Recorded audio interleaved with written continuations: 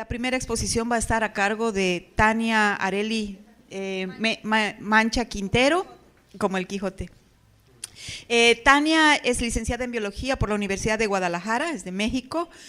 Actualmente trabaja en la Oficina de Proyectos Culturales como asesora ambiental. Ha participado como organizador y ponente en el Congreso Internacional de Ciencia y Arte del Paisaje.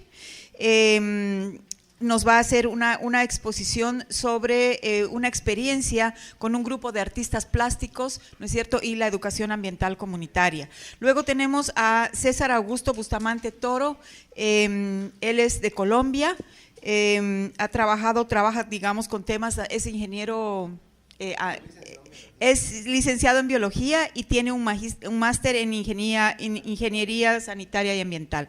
Él trabaja también con temas de tecnología, con TICs, y nos va a hacer una exposición que es también un trabajo grupal. Parece que está la otra persona también acá, que es Pensamiento Ambiental Estético Complejo a partir del cine como mediación en la comunidad educativa de la Universidad de Quindío en Armenia, Colombia. Luego tenemos también a Martín Testa Garibaldo, él es poeta, educador y ambientalista panameño. Él trabaja con ecoliteratura, con teatro de títeres, con pintura, herramientas de educación ambiental, es máster en ciencias de medio ambiente con especialidad en comunicación y educación ambiental. Él nos va a hablar sobre ecoliteratura como mediadora en la pedagogía ambiental. Y no tenemos a la tercera expositora, seguramente no vino, o la cuarta, perdón, Graciela Salaberry, ¿no está, no? Ya, entonces no la… Entonces vamos a darles 15 minutos de exposición a cada uno. Voy a ser un poco rigurosa con el tiempo para poder después dar un poquito de espacio para preguntas y respuestas y que tengamos por lo menos unos 20 minutos de intercambio, ¿no? Y yo voy a hacer un pequeño resumen de las cosas que ustedes van a decir y ahí entramos a… Entonces, adelante, por favor, empezamos con Tania. Muchas gracias. Buenas tardes. Un placer estar aquí participando en este Congreso Iberoamericano de Educación Ambiental, y precisamente lo que yo vengo a compartir esta tarde es el intercambio de experiencias que he tenido con un grupo de artistas de la ciudad de Puerto Vallarta, en Jalisco, en México, y cómo a través de estos talleres han detonado algunas exposiciones en la ciudad y están gestando un movimiento muy interesante cultural, como una revisión de nuestra historia, porque debo contar que Puerto Vallarta, al igual que muchas ciudades en el mundo, ha tenido una migración fuerte porque es una ciudad costera es un fuerte atractivo turístico. Entonces tiene comunidades norteamericanas viviendo ahí, importantes, pero además funciona como una especie de, como un pequeño Estados Unidos dentro de México. Entonces, las migraciones que se iban a los Estados Unidos de mexicanos y en general de latinoamericanos que buscaban cruzar hacia los Estados Unidos, segunda opción era ir hacia Puerto Vallarta. Entonces, la hibridación cultural que se está dando que está dada en Puerto Vallarta ha convertido a una ciudad muy compleja culturalmente. Y pues tenemos que el 80% de la población actual no es originaria y solo queda un 20% que somos originarios.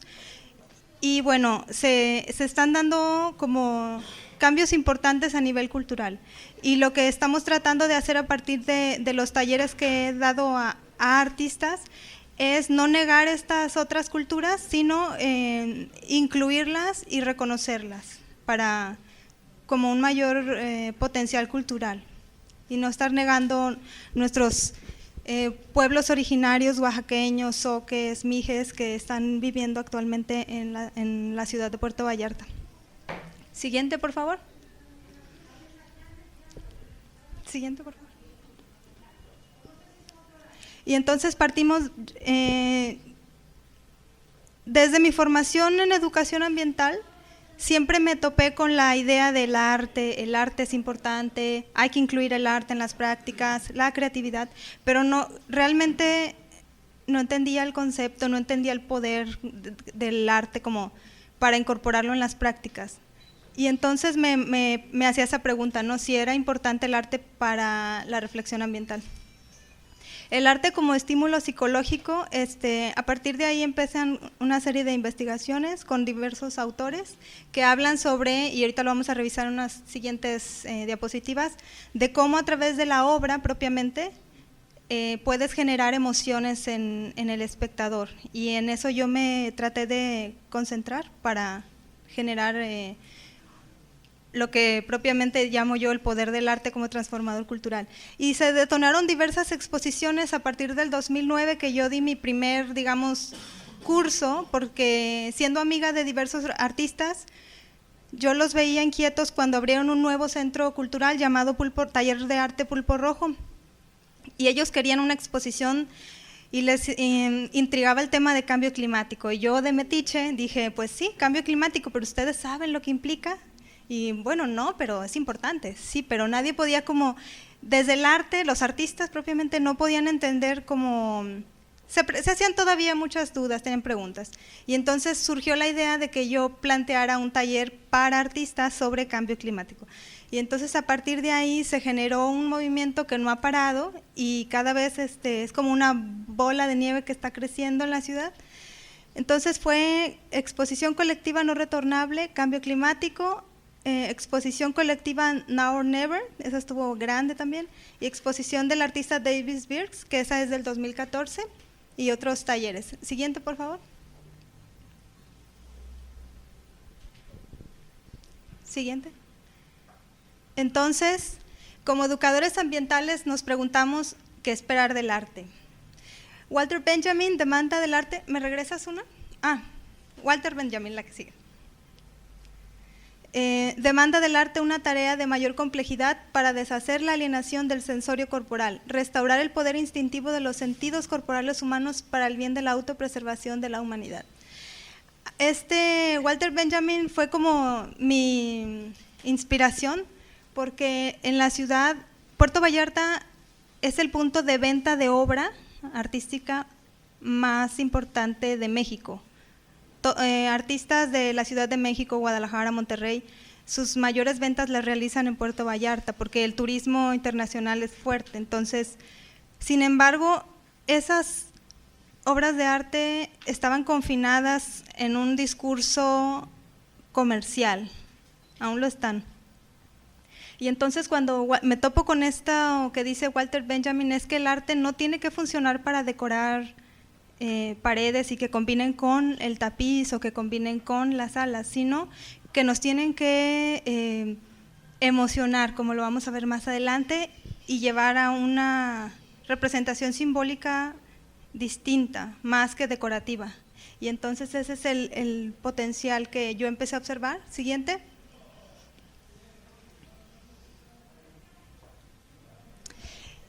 Con algunos componentes empecé a aprender, ¿no? Porque también educarnos juntos, como el lema de este congreso, yo también empecé a aprender mucho de los grupos de artistas con el que empecé a trabajar.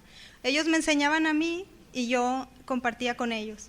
Entonces, descubrí que la imaginación es fundamental. Aquí vemos una cancha de fútbol, que es como, me ilustra bien lo que es la imaginación. Siguiente.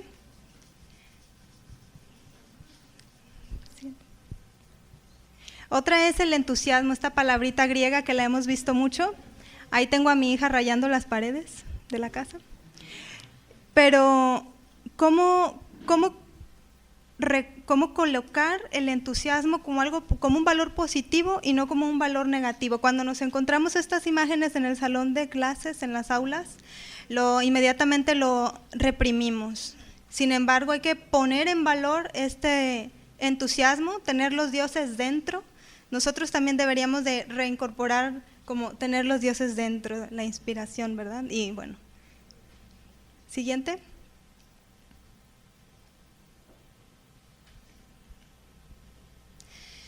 Y bueno, esta es muy importante, la creatividad. La creatividad puede ir hacia muchos lados, porque también la creatividad ha ocasionado efectos negativos y positivos, como decir que la creatividad pues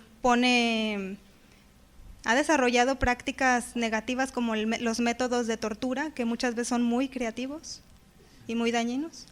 Pero también, por ejemplo, poner en valor la creatividad desde el punto de vista de esta mitología, de este mito, más bien es una leyenda, de Alejandro Magno, que cuando llega a Gordias, aquí existía la leyenda de que había un nudo, que es el nudo gordiano, que muchos ya conocen. El nudo gordiano era la leyenda decía que el que desatara el nudo gordiano iba a gobernar todo Oriente. Y entonces nadie podía, porque es un nudo tan complicado, de hecho no se le ve el inicio, nunca encuentras la punta. Entonces nadie podía, y pasaban los años y nadie podía. Pero cuando llega Alejandro, se le ocurre, cuando se enfrenta el reto del nudo gordiano, él a través de la creatividad saca su espada y lo troza. Me parece que el arte y la obra de arte, esta es la idea que habríamos como educadores ambientales que rescatar, que muchas veces damos discursos y con el corazón y talleres y vamos y venimos, pero cuando incorporamos el arte, siempre como nuestros problemas se solucionan de una forma creativa, digamos. Siguiente, por favor.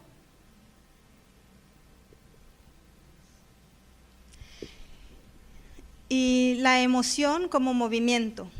La emoción. Cuando emocionamos, generamos movimiento. Esto yo lo he aprendido del grupo de artistas, ¿no? Que cuando cuando emocionan, yo veo cómo la gente toma la bandera y empieza a gestarse un movimiento a nivel de la ciudadanía.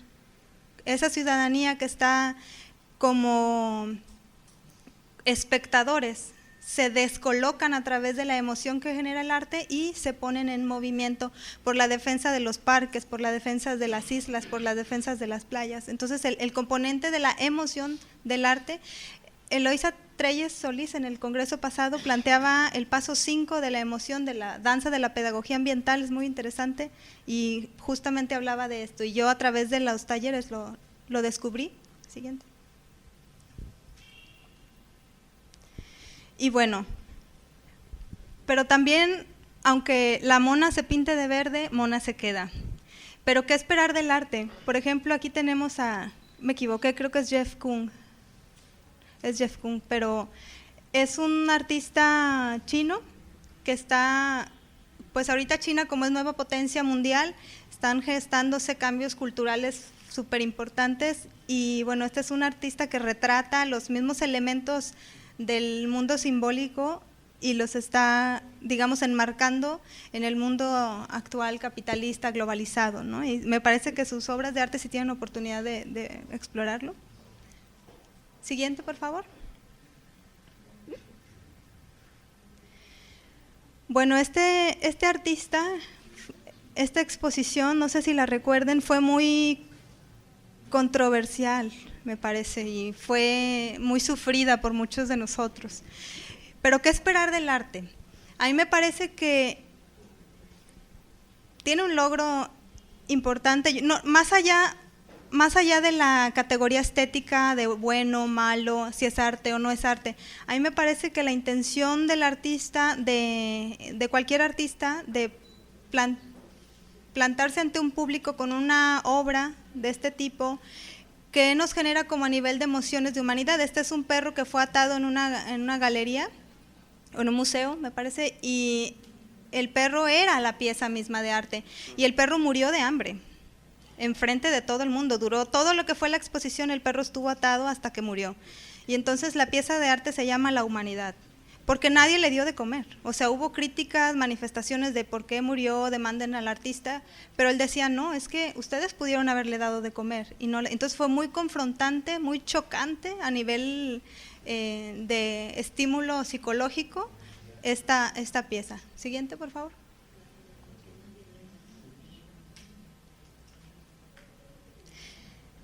Esta es bueno, también existe arte como de crítica, como de contestataria, de manifestación.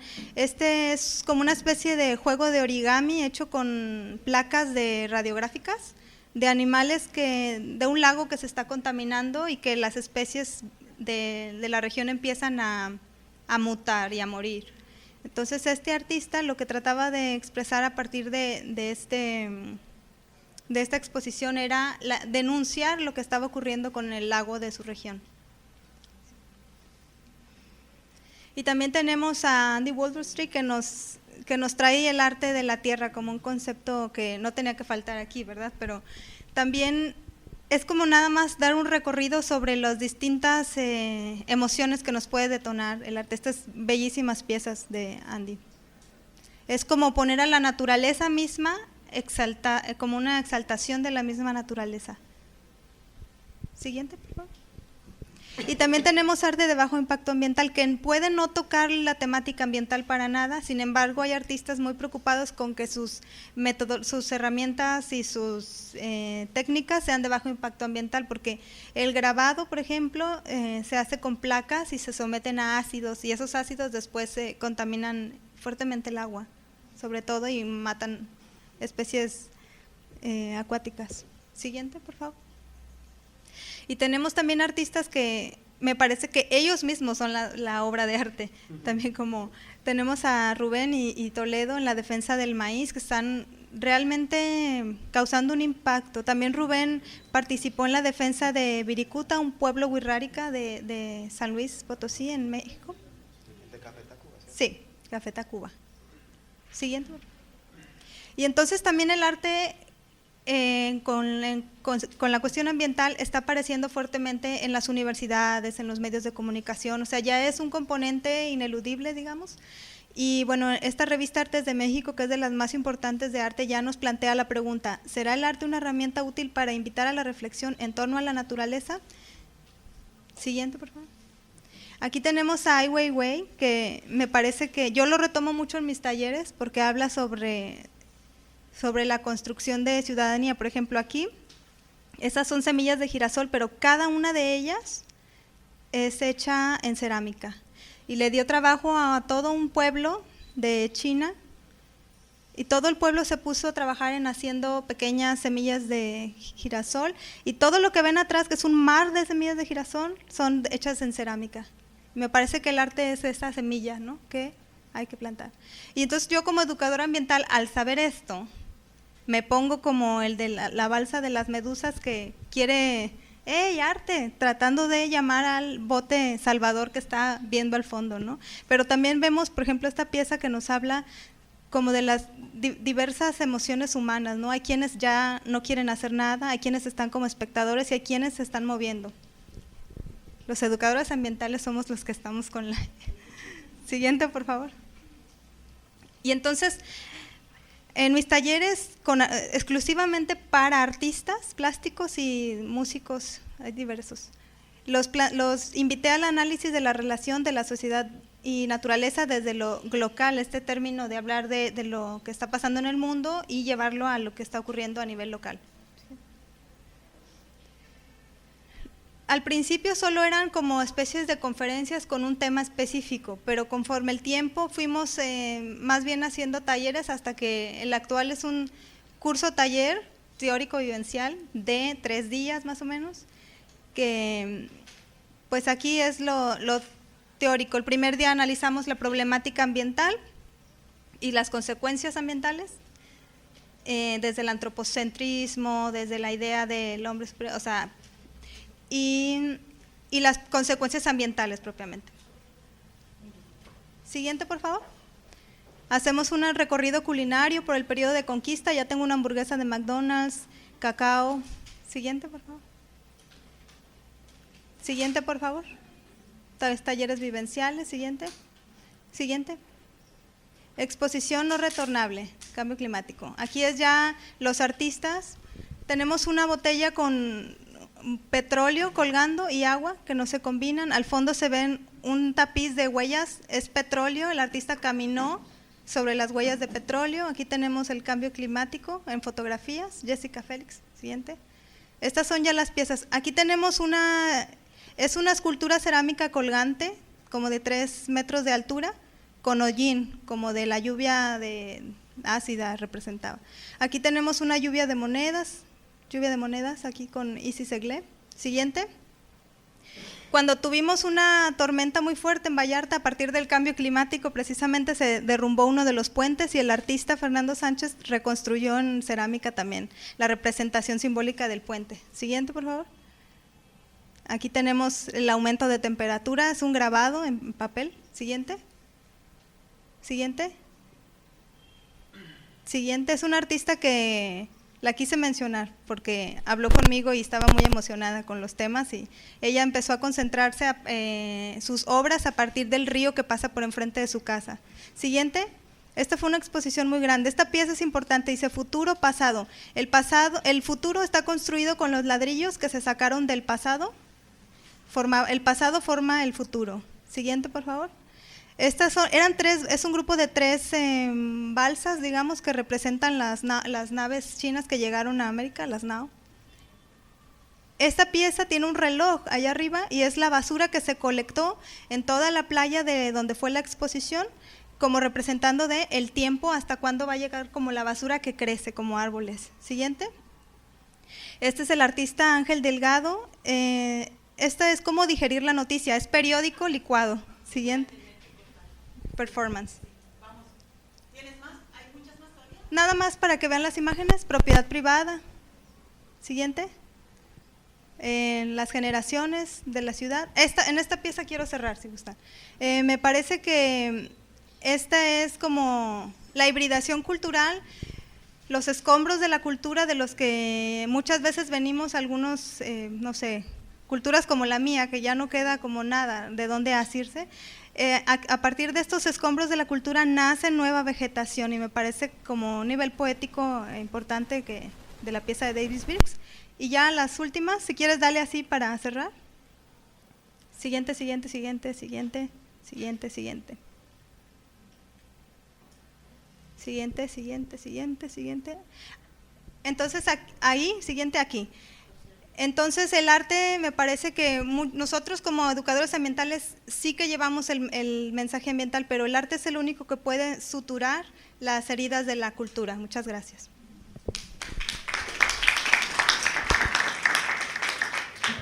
Muchas gracias, Tania. Vamos a dar entonces paso a César con la exposición de… ¿Es exposición en PowerPoint?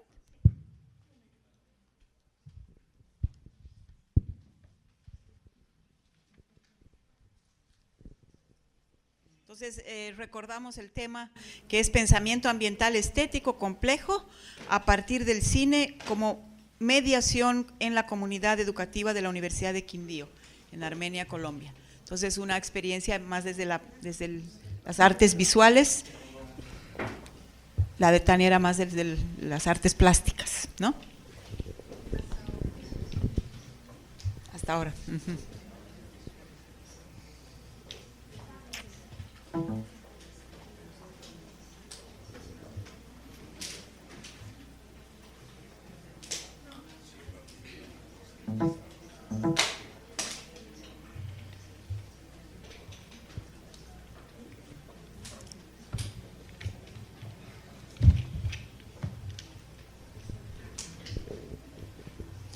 Tú tienes también una exposición con PowerPoint, ¿ya la pasaste?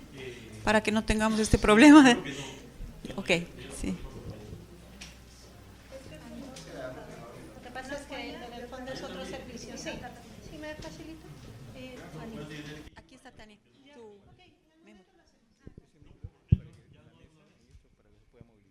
Ah, ya.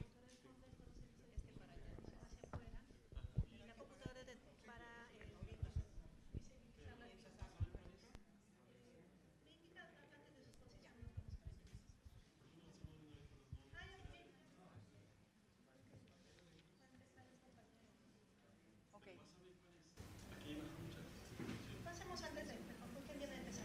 Sí. Bueno, entonces adelante, César. Está el micrófono ahí. Buenas tardes a todas y a todos. Es un privilegio estar participando de este 7º Congreso Iberoamericano de Educación Ambiental. Mi gratitud a los organizadores, a esta maravillosa ciudad de Lima por permitirnos estar aquí compartiendo esta experiencia con todos ustedes.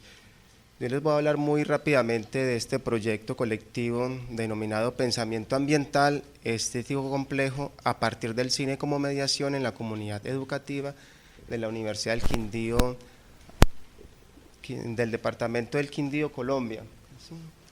Los autores del trabajo somos mi compañero, el profesor y doctor Carlos Alberto Chacón, quien nos acompaña en esta sesión, y quien les habla, César Augusto Bustamante. Somos docentes del programa académico de licenciatura en Biología y Educación Ambiental, adscrito a la Facultad de Educación de la Universidad del Quindío, ¿sí?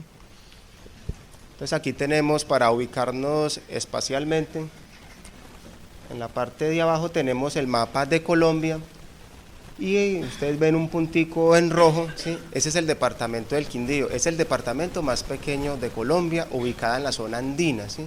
Conocida también como la región cafetera, ¿sí? Y arriba tenemos pues el mapa ya del departamento. La parte que vemos de rojo es la ciudad de Armenia, ¿sí? Donde está ubicada la Universidad del Quindío. Es una ciudad ubicada aproximadamente a 1500 metros sobre el nivel del mar, una temperatura promedio entre 18 y 25 grados centígrados, y es una ciudad pequeña de aproximadamente 300.000 habitantes, ¿sí? Por favor, la siguiente.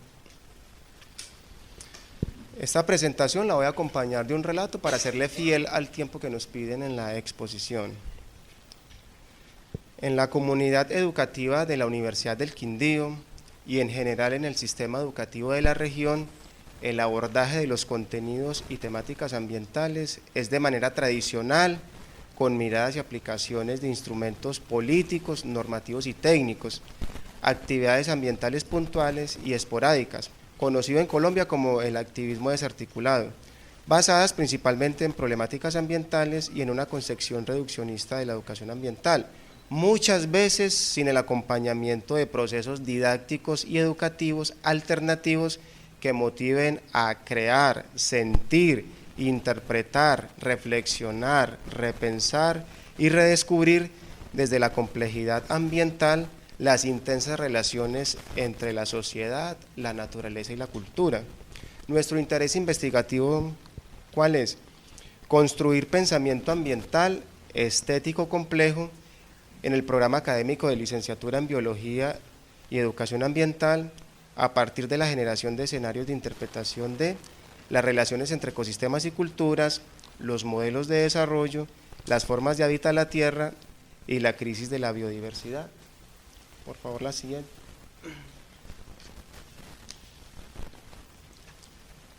Acudimos al cine como una forma o una manera de mediación en la formación de pensamiento, educación y cultura ambiental. El cine se ha convertido en el modo artístico y tecnológico que a través de imágenes, música, sonidos, fotografía, guiones, estética, actuaciones, escenografía, imaginarios, símbolos y lenguajes ayudan al análisis e interpretación del mundo. Son los ojos que nos acercan a múltiples realidades, o como menciona De la Torre en el año 2005, abro comillas, el cine es un recurso que tiene el poder de hacer pensar y sentir, que va más allá del tema o mensaje desarrollado. El cine es un instrumento del pensamiento y la emoción. El cine induce a modos de percibir la realidad, de sentir y compartir, de comunicarse y de actuar, cierro comillas. Es así que recurrimos al cine para recrear, pensar, descubrir, redescubrir, interpretar y reinterpretar realidades cambiantes y complejas, también para apreciar y reflexionar sobre las relaciones tensionantes entre ecosistemas y culturas, las tramas y dramaturgias de la vida, las formas de habitar la tierra, la pérdida de la biodiversidad y la crítica a los modelos de desarrollo, que hacen parte de las preocupaciones ambientales contemporáneas. Pero además recurrimos a un cine como pretexto o mediación didáctica que nos permita hacer reflexiones profundas en defensa y respeto por la vida en sus múltiples manifestaciones. Entonces, la devuelves. Entonces, en esta diapositiva tenemos un fotograma, ¿sí?, donde nos muestra imágenes de la película Sueños, del maestro Akira Kurosawa. Es una película del año 1990, una de las últimas películas de la filmografía de este gran director japonés, quien prácticamente con esta película nos hace unos anuncios, unos llamados, sobre todo a aprender a habitar con el planeta, a respetar la vida.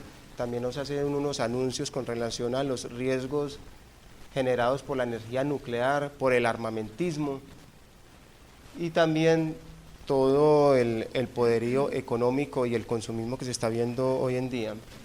Por favor, la siguiente. Bueno, a nivel metodológico, este proyecto pues tiene unas rutas que se desarrollaron en dos momentos que vamos a describir a continuación. El primer momento, la selección y análisis de las películas. Las películas seleccionadas y analizadas fueron Los colores de la montaña, Los sueños, Los olvidados y La tierra, con su respectiva reseña técnico-artística, el soporte literario y contexto. El grupo de interés convocado fue estudiantes, egresados y profesores, en especial del programa de licenciatura en Biología y Educación Ambiental y del grupo GES, Grupo de Pensamiento de Estudio y Pensamiento Ambiental, coordinado por el doctor Carlos Alberto Chacón. Se realizó la proyección de las películas, a las cuales se les hizo un ejercicio de apreciación cinematográfica en clave de pensamiento ambiental a través de la descripción y análisis de los siguientes preceptos: las relaciones entre ecosistemas y culturas, la crisis del hábitat, la crítica al desarrollo y la crisis de la biodiversidad.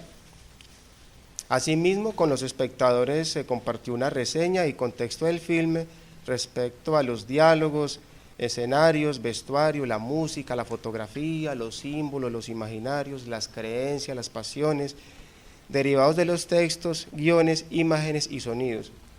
Esta diapositiva está acompañada por el póster promocional de la película colombiana Los colores de la montaña, dirigida por el director o el cineasta colombiano Carlos César Arbeláez. Esta es su ópera prima, una película muy bella, de las mejores que se han hecho últimamente en el cine colombiano, donde nos muestra el conflicto armado en la zona montañosa de Colombia, más exactamente en la parte antioqueña, donde cómo se ven inmersos los niños y el contexto escolar en este conflicto armado y desafortunadamente con otros problemas como el desplazamiento forzado que se está dando en parte del territorio colombiano.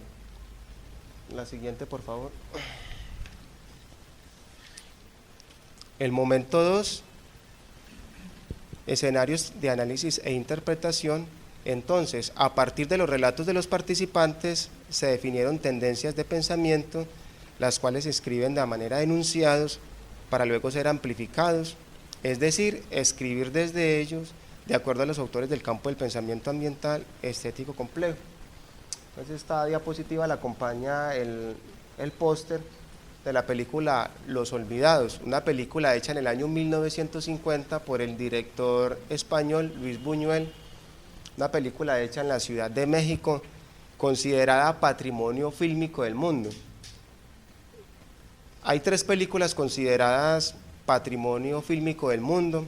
Tenemos la película Metrópolis de Friesland del año 1927, otra película es El Mago de Oz, dirigida por Victor Fleming en el año 1937, y por supuesto Los olvidados, que es una película que muestra, es una crónica social de la situación y una crítica al crecimiento de las grandes urbes, especialmente de Ciudad de México, y cómo ese crecimiento prácticamente en esas zonas marginales donde crece una juventud olvidada, donde casi no tienen oportunidades y no les queda otro camino más que recurrir a la violencia.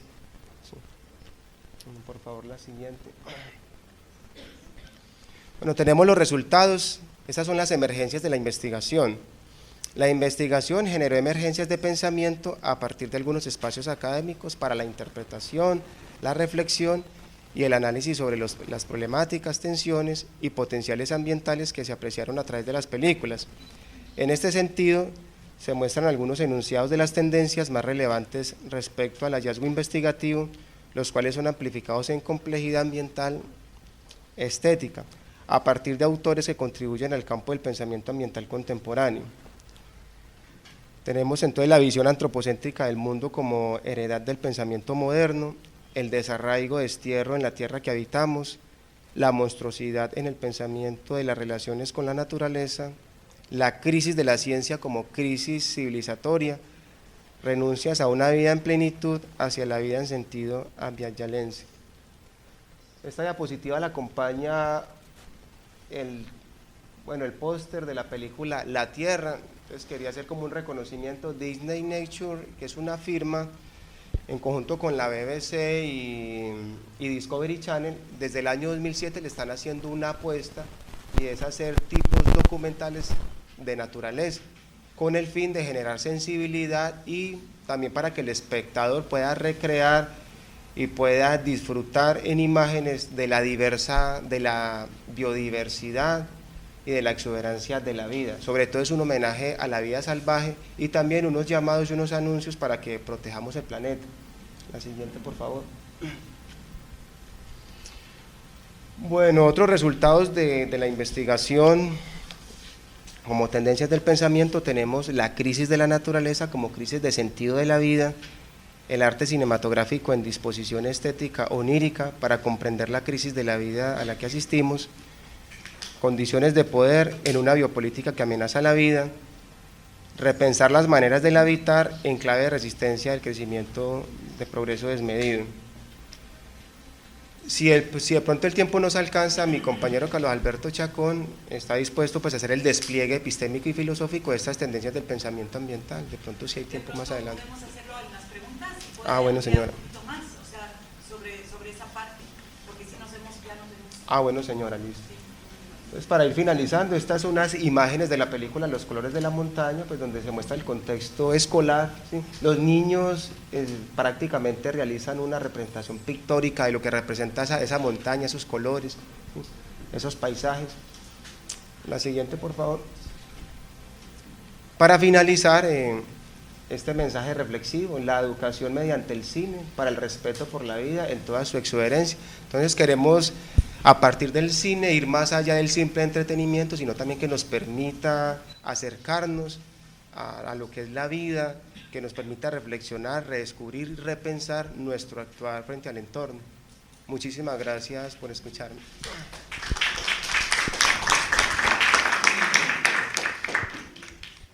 Muchas gracias, César Augusto. Entonces vamos a dar paso, ya está la presentación, vamos a dar paso a Martín Testa, que nos va a hablar sobre ecoliteratura como mediadora en la pedagogía ambiental. Pero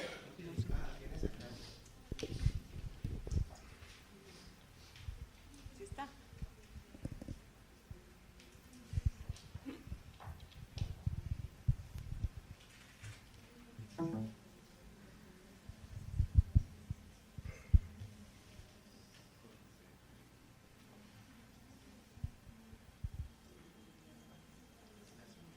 No sé si usted quiere hacer alguna complementación mientras instalan o lo vemos después.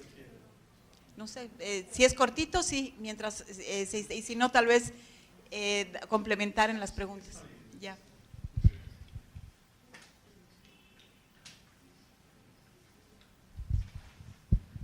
Simplemente a título de comentario, ver cómo a través de estas dos experiencias vemos que el arte puede ser realmente un movilizador muy fuerte tiene un poder muy grande de movilizar emociones y obviamente de sensibilizar y concienciar, ¿no? Y poder aportar al cambio también. Entonces, ahora vamos a ver a través de la literatura, que también es interesante cómo se puede contribuir a la educación ambiental.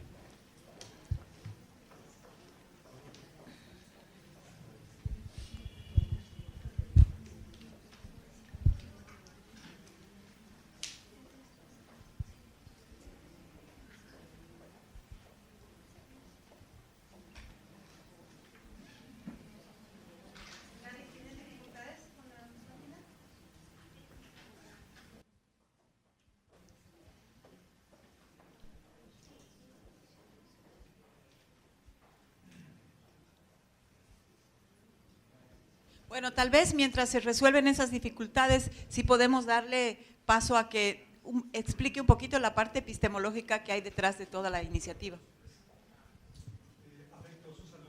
Aquí está. Muchas gracias, reciban mi afectuoso saludo, también un abrazo grande desde ese Quindío, Colombia, chiquitico por allá en ese mapa, de ese sur que también somos, de ese centro villalense, más que ese centro América, de esa América que nos ha dispuesto en unas condiciones biopolíticas y geopolíticas tan difíciles de dominación. Es un poco para comentarles que la reflexión epistémica, filosófica y profundamente estética de una propuesta como estas, digamos que lo que tiene en su basamento, en su rizoma, en sus maneras de considerar, es el pensamiento de nuestros estudiantes, el pensamiento de nuestros maestros, para desde allí, digamos, en ese tipo de condiciones, repensar lo que él piensa y colocarlo en una disposición afectiva y profundamente académica del pensamiento ambiental estético complejo contemporáneo. En ese sentido, entonces, cuando el profesor César comenta sobre las emergencias, esto no significa una cosa distinta que una manera de enunciación, es una enunciación de lo que el maestro y estos chicos mencionan, y en ese sentido entonces le damos un cuerpo semántico, y ese cuerpo semántico nos ayuda a hacerle el despliegue epistemológico. Solo quiero decir con esto que lo que nos interesa fundamentalmente es cómo repensar la vida a la que asistimos, cuáles son las maneras como estamos habitando esta tierra y de qué manera es una condición de invitación profunda, afectuosa, para que nos repensemos en las maneras de la construcción de la vida que somos, del ser que somos, de la vida que habitamos y el aula que habitamos. Nos interesa mucho con el maestro, con el otro, con la otra, con el que está, no solo en los ámbitos estrictamente académicos, sino que además, porque todos estamos asistiendo a una crisis de civilización, estamos asistiendo a la crisis civilizatoria y estamos asistiendo a una crisis de sentidos de la vida profundamente desarraigada, profundamente desobrada, profundamente marginalizada, las personas en las fronteras de las ciudades, y lo que queremos hacer es pensar un poco las maneras como habitamos esta tierra y esta naturaleza que también somos. Muchas gracias, mi amor.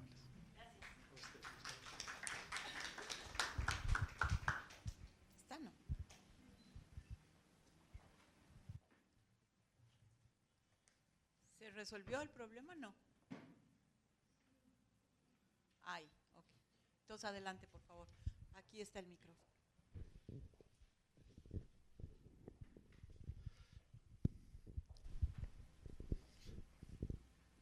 Muy buenas a todos y todas.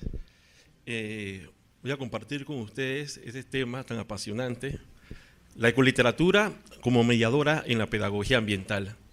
¿Qué sucede? Que en el año 2005, en Barcelona, España, se reúne una serie de escritores sensibles a lo que es la temática ambiental y le dan este giro, este nombre a lo que es la ecoliteratura. Lo diferente es que nosotros en Panamá la utilizamos entonces como una herramienta de educación ambiental. Entonces, pero dándole el enfoque directamente a lo que es la tierra, pero la tierra como un mundo real y un mundo imaginario.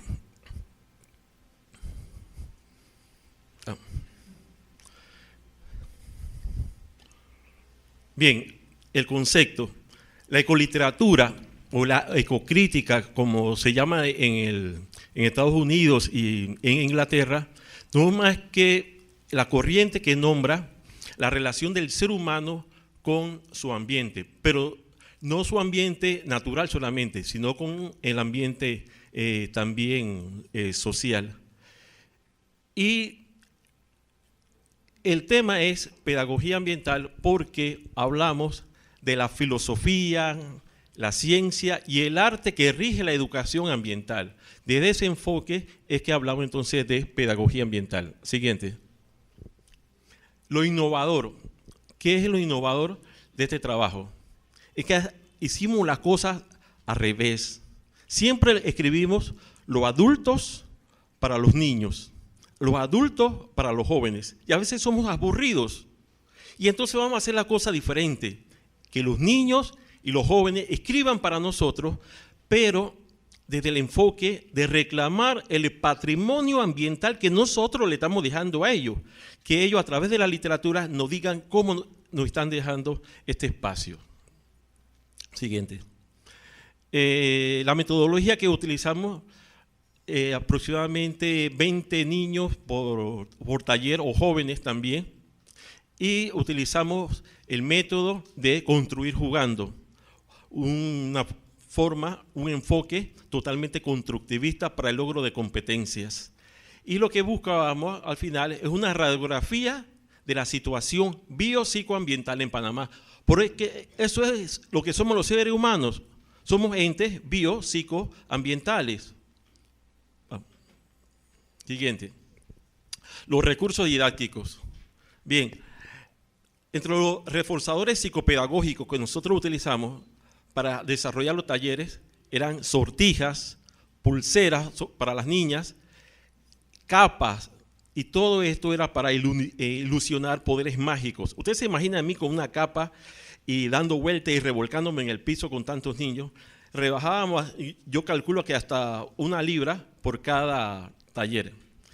Y uno de los inventos que fuimos trabajando fue hacer unos papeles de Manila, que le llamamos manilos, porque muchas veces no teníamos un público cautivo, sino en tipo de ferias, y le poníamos nombres, palabras inusuales para recibir respuestas poco usuales para nosotros los adultos. A ver. Panamá, el ADN de Panamá. Miren, esto es históricamente Panamá, desde la época precolombina, como ven en la parte de arriba, el imperio inca se encontraba en Panamá con el imperio maya. Después, históricamente, pertenecimos a Sudamérica a través de nuestra anexión a la Gran Colombia. Pero geográficamente somos centroamericanos. Culturalmente somos caribeños. La única ciudad en el planeta que está en el Pacífico, pero toda su influencia climatológica y cultural es caribeña. Aunado a ello, más de 100 años de relación, muchas veces tortuosa, con el imperio de los Estados Unidos. Imagínense qué tipo de país tenemos, ¿no? Todo ahí fluctúa. Además que siempre hemos sido un país de paso. Vamos. Entonces llega este libro en el año 2006-2008, Ecoliteratura, palabras que son niños. Y ahí viene la serie de preguntas. Le preguntamos a Alejandra, de 13 años, ¿qué es lo más extraño que has visto pasar por el río? Y ella dijo, un colchón flotando con 2 pájaros encima, disfrutando el paseo con una taza de té. Siguiente. Shahalis, de 11 años, ¿de qué color es la lluvia? Es transparente, aunque la imagino de color y sabor a fresa, aunque cuando la guarde un galón plástico, vuelva a perder el color y su sabor. Siguiente. Este niña, Kimberly, 11 años. Para ayudar a las aves en la noche, llamo a Scratch. Es un duende amigo que se hace invisible y cuando lo mando donde la vecina, le abre la puerta al perico y este sale huyendo. Ya van 3 veces que lo mando. Bien. Aquí donde viene la parte de la relación, la sinergia de lo social con lo natural. Aquí hay un problema social. Le preguntamos a Carmen de 11 años, si tuvieras más poderes mágicos, ¿qué harías? Si yo tuviera más poderes mágicos que ahora, sacaría a los maleantes de mi lugar para que no siguieran robando, matando y drogando gente. Y a los niños pobres les daría ropa y sopa con bastantes muslos de pollo. Por lo menos ya sabemos cuál es la presa preferida de ella. ¿De qué color es la lluvia? Es de color rosado, transparente, bien transparente. Una vez llovió cerca de mi edificio y quedó la calle toda rosada y dicen que sabe a leche condensada. Isabel, de 10 años. Una vez el agua salió sucia y oscura y Dios le hizo un hechizo a las nubes y al día siguiente el agua caía azul y transparente y la gente se sorprendió tanto que también se puso azul. La siguiente. ¿Sigue? Bien, comarca Nove Buglé, pueblos originarios. ¿Por qué me gusta mi comunidad de Oma? Porque puedo ver desde aquí la tienda donde a veces como galleta. Además, se respira aire puro y como aquí no roban, se puede dejar el caballo por cualquier palo. Otra social. Donde yo vivo parece como los infiernos de las películas. No podemos dormir porque no sabemos cuándo empieza otro fuego. Pero cuando llegamos a la escuela nos sentimos más protegidos porque está cercada con alambre de púas y dentro está la maestra Esmeralda. El valor de los maestros. Bien, otra pueblo originario del área del Caribe, comarca Nove Gunayala. La isla donde yo vivo es como una canoa porque todo llega en canoa. Los cocos, el pescado, los turistas y la familia. Abuelo dice que hay que cuidar los árboles para tener siempre canoa y un lugar donde vivir. Siguiente. La misma isla Gunayala, pueblo indígena, Marcio, 12 años. La isla donde viven los abuelos la envidian los turistas huagas. Los huagas somos nosotros, digo, algunos de nosotros, los no indígenas. Los turistas huagas. Es isla mágica, tiene poder, lleva espíritus buenos para curar todo. A ver, como la naturaleza de nuestras montañas, las casas de mi comunidad tienen varios colores y siempre las mantenemos limpias. Como verá, dicen que somos pobres, pero no somos cochinos. La siguiente. Bien, mire cómo los niños tratan de combatir violencia contra violencia. La escuela tiene 2 pistolas a ambos lados. Yo quiero que no le roben a mi escuela para que sea la mejor del mundo. Por eso le dibujé pistolas para que no roben las computadoras y el kiosco. La siguiente. La siguiente.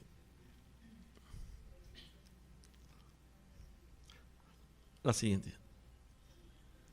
Ahí. Dicen que son traviesos y blanquitos y se llevan a los niños que no están bautizados. Mi abuela me contó que en el río Saratí muchos duendes se le veía jugar en los árboles y saltar de uno a otro lado y que a veces llamaban a los niños para jugar con ellos. Pero como usted ve, cada vez hay menos árboles y no hay duendes.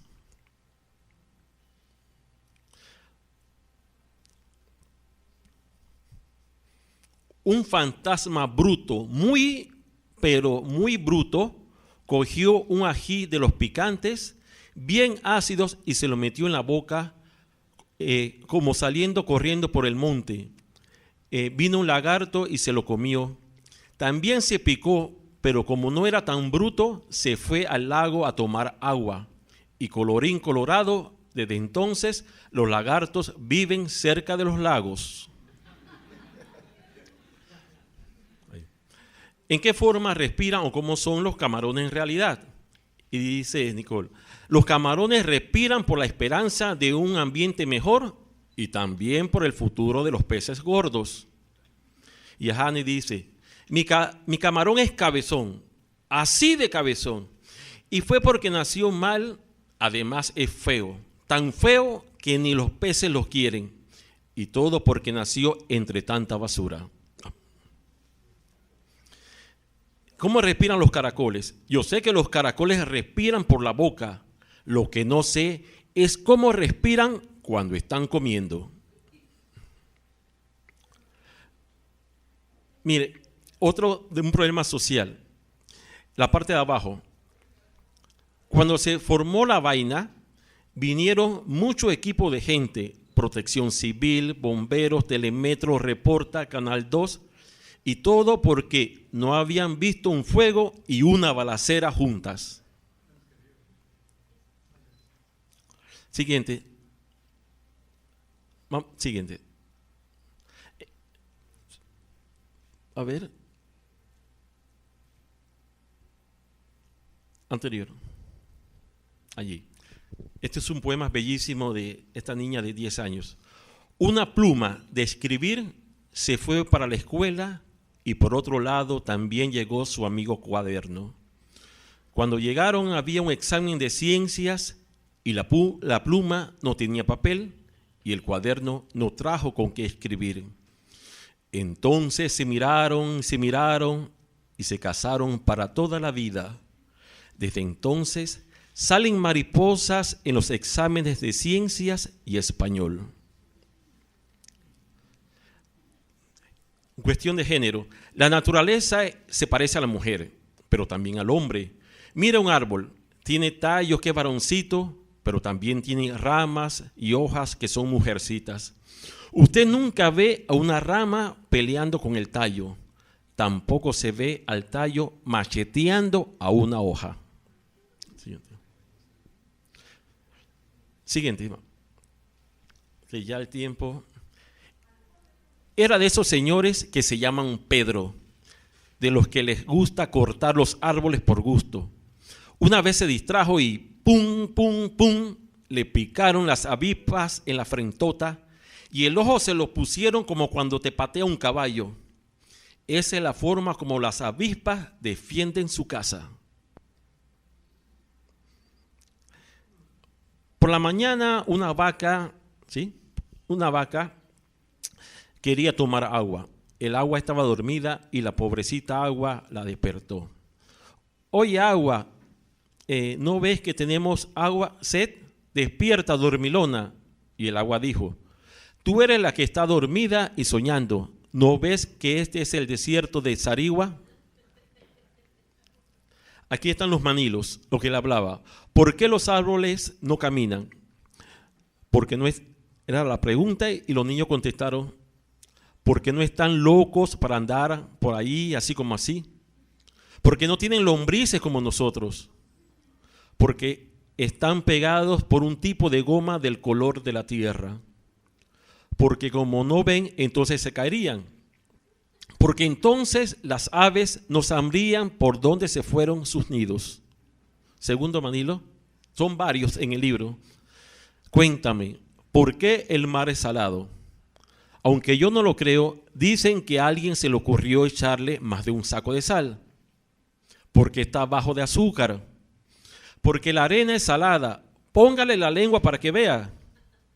Porque ahí siempre echan los chances de eso. Sí, al docente yo le pido por favor que salga del salón o del área, porque muchas veces es preferible fuera del salón de clase, para que el niño no me responda como niño domesticado por la escuela, porque me va a contestar porque la maestra lo está viendo. Yo quiero que él me cuente su mundo como niño, porque ese es el material que yo necesito, y también cuando trabajamos con jóvenes. Una vez llegó una carta de un niño, que este es la portada y la contraportada, llevándosela a la ministra de Ambiente de entonces, y hablaba de que había que, porque parece que la madre habló del cambio climático, y él no comprendía, y entonces lo empezaron a asociar con el polo norte, el polo sur, y estas ideas, y el niño le dijo, mira, allá hay un choque. Le escribió a la ministra de que teníamos que ella tenía que hacer algo porque había que salvar al eliminar el cambio climático para poder salvar la Navidad. También hay un asunto cultural de que la Navidad tiene asociada a la nieve, al polo sur y todo al polo norte, pero ya responde a una necesidad de que el cambio climático es enemigo. ¿Ves? Entonces esa es la metodología que utilizamos. ¿Qué tal? Buenas tardes. Soy Elmer Estoy impresionado de lo que he escuchado, he visto. Han tocado esa emoción que hemos traído acá, y creo que no me equivoqué al seleccionar este tema. En segundo lugar, creo que están tocando un aspecto muy importante, sobre todo como proceso de aprendizaje. El arte toca aquel aprendizaje emocional, que justamente hace énfasis en la memoria de largo plazo, ¿no? Y creo que vamos por el camino correcto y hay que fortalecer esta estrategia, ¿no? El arte como motivador de un pensamiento nuevo, un pensamiento ecológico, ¿no? Y me parece que la estrategia está bien planteada. Creo que en las diversas manifestaciones del arte, no solamente la pintura, del cine, de la literatura, tendríamos que manifestarlas, ¿no? Entonces, yo quería hacerle una pregunta a César Augusto. ¿La estrategia que ustedes plantean es hacer películas o solamente una recopilación de las películas que se han producido? Bueno, Helber, muchas gracias por tus palabras y su pregunta. A ver, nosotros estamos utilizando el cine como un medio, como una mediación didáctica, ¿cierto? Que nos permita pensar, sentir, apreciar la emoción, y a partir de estas películas con los invitados, en este caso especialmente nuestros estudiantes, nuestros egresados y compañeros de trabajo que nos quieran acompañar, es a partir de esas películas hacer unas relaciones a través de unos preceptos, que son mirar las relaciones entre ecosistemas y culturas, los modelos, la crítica a los modelos de desarrollo, las formas de habitar la tierra y la crisis de la biodiversidad. O sea, estamos utilizando el cine como una forma estratégica, ¿cierto? Como una herramienta didáctica que nos permita precisamente hacer este tipo de reflexiones, de conocimiento y también de cuestionamientos, ¿sí? Yo también quería como complementar algo, y es que nosotros estamos acudiendo a un cine, no necesariamente el comercial, sino que también hay otro tipo de propuestas, ¿cierto? Está el cine argumental y el cine documental, y sobre todo el cine de autor, ¿sí? El cine que es independiente, porque esos autores precisamente plasman en la pantalla muchas de las problemáticas sociales, de las problemáticas del habitar, la crisis civilizatoria. Entonces eso es lo que queremos mostrar, que a través del cine se constituya como una herramienta valiosa y sobre todo en nuestro contexto buscarlo como otra alternativa didáctica, porque al principio yo creo que lo mencioné, que uno de los problemas es que el abordaje de las temáticas ambientales en Colombia es muy desde lo técnico, ¿cierto? Muy desde lo instrumental, desde lo normativo, desde lo político, y queremos buscar como otras formas, otras maneras, y a través del arte, ¿no? Todo el potencial que tiene el cine es un arte integral, ¿cierto? Que integra la literatura, la pintura, la música, las actuaciones, el vestuario, etcétera. Entonces mirar esos potenciales que tiene el cine precisamente para permitir hacer esas movilidades de pensamiento ambiental. Bueno, gracias. ¿Hay una última pregunta? Sí.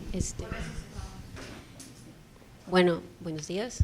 Primero, Tania, César, Martín, felicitarlos por sus proyectos que son muy, muy necesarios para el cambio que estamos queriendo conseguir, ¿no? A nivel ambiental. Como comentaban en la charla de la mañana, ya es hora de salir de la caja de la educación tradicional y plantear nuevas propuestas. Y yo creo personalmente que el arte es una de las principales herramientas para lograrlo, ¿no? Así que acá, como mi compañera, también totalmente satisfecha con haber escogido esta sesión. Si bien ya quedó claro que es necesaria esa fusión entre el arte y la educación, una cosa que a mí siempre me ha inquietado mucho, para esto yo soy bióloga como ustedes, que es este vínculo necesario entre el arte y la ciencia. Así como tiene que haber el vínculo entre la ciencia y la educación, el arte y la educación, el arte y la ciencia, que parecen puntos opuestos. Sin embargo, una cosa que me impactó mucho hace muchos años, cuando me hicieron mi test de vocación, que a todo el mundo pasa por eso, creo, me salió intereses científico-artísticos. Y yo dije, ¿qué? ¿Cómo vincular extremos que parecen tan opuestos, ¿no? Con el tiempo he ido logrando asociar estos dos conceptos. Sin embargo, quisiera saber qué opinan ustedes como biólogos, Tania, César, no sé, Martín, usted también es bueno, ustedes, perdón, ustedes de otra carrera, de este vínculo, ¿no? Cómo conseguir esta unión en algo que parece tan pragmático con algo tan sensible.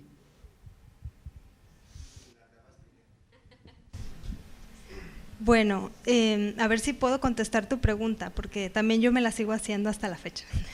Pero a mí me parece que lo rescatable es que el arte retoma, el artista propiamente logra conectar una idea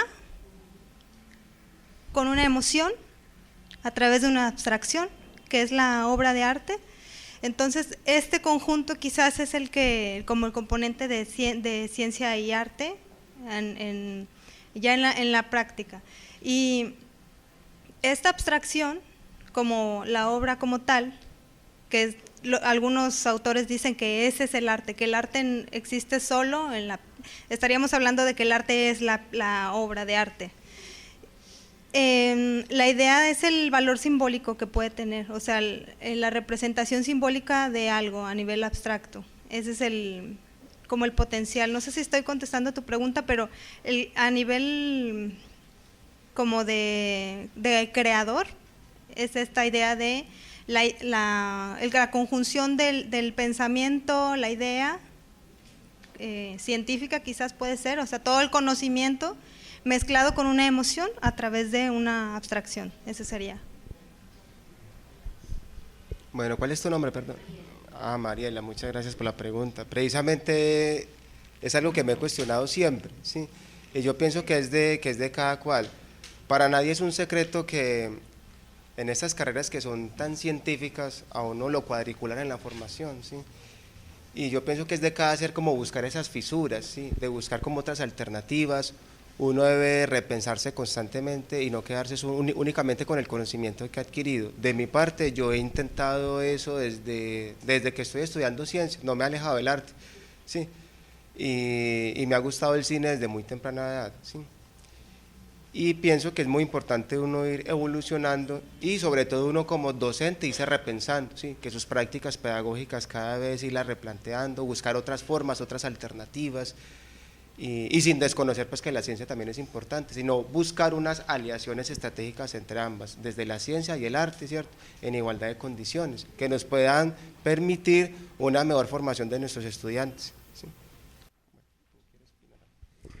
Sí, hola. Sí. Sí, mira, es un tema de eterno debate. La ciencia exacta o los métodos científicos tienen sus dioses. Las artes tienen también sus dioses. Para la educación ambiental, lo más importante no es la flora y la fauna, no es la parte abiótica, no somos los seres humanos ni siquiera lo más importante para la educación ambiental. Lo más importante para esta rama pedagógica o andragógica es el planeta. Y entonces el planeta es la musa donde convergen estos dos dioses, los dioses de la literatura o de las artes y los dioses de las expresiones científicas.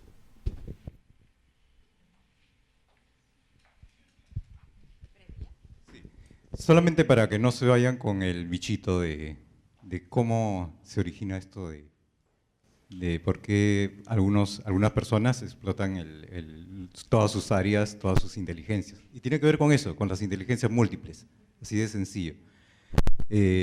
Ya Howard Gardner, el año 53, ya hablaba de esto. Entonces yo les invito a revisar esto. Quien les habla, soy artista plástico y soy ingeniero forestal y soy teólogo. Entonces, si todos tuviesen la oportunidad de estudiar todas las especialidades, no caeríamos en lo que la civilización nos ha dado, a ser especialistas solamente en un lado, porque nosotros tenemos todas esas aptitudes, solamente que la educación formal nos ha encasillado en determinados rubros. Y los invito mañana, claro, no pueden ir todos, pero Si pudiese ser, yo mañana a las 5 diserto en el aula, en la sala Colibrí, pero no, desgraciadamente no es ingreso libre, ¿no? Gracias. Bueno, muchísimas gracias a los expositores, creo que ha sido realmente, a mí también me han puesto, yo no he escogido este panel, me pusieron porque me puse a disposición, pero realmente me felicito y los felicito por haberme puesto también aquí, porque fue realmente muy enriquecedor, muy movilizador y muy motivador. Y creo que simplemente para cerrar esta búsqueda que tenemos en la educación ambiental comunitaria de integrar cada vez más los diferentes elementos, ¿no es cierto? Y no solamente pensar en lo natural, sino integrar lo social, lo cultural. Creo que también nosotros somos pensamiento, somos emoción y somos acción, entonces es parte de la integralidad y creo que por eso también nos ha tocado tanto este panel. Muchísimas gracias a ustedes y también a ustedes.